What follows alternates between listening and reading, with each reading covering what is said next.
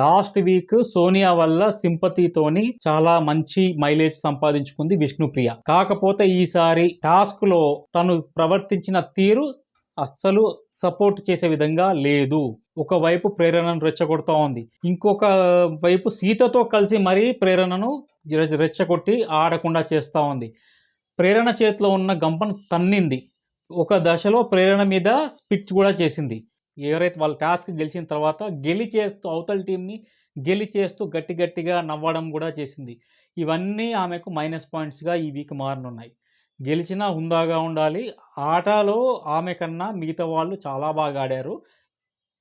విష్ణుప్రియ కూడా ఆడడం జరిగింది, కానీ ఆవిడ మూలంగానే ఆ టీం విన్ కాలేదు. అయినా కూడా విజయ గర్వం ఉండొచ్చు, కానీ గర్వాన్ని తలకెక్కించుకోకూడదు.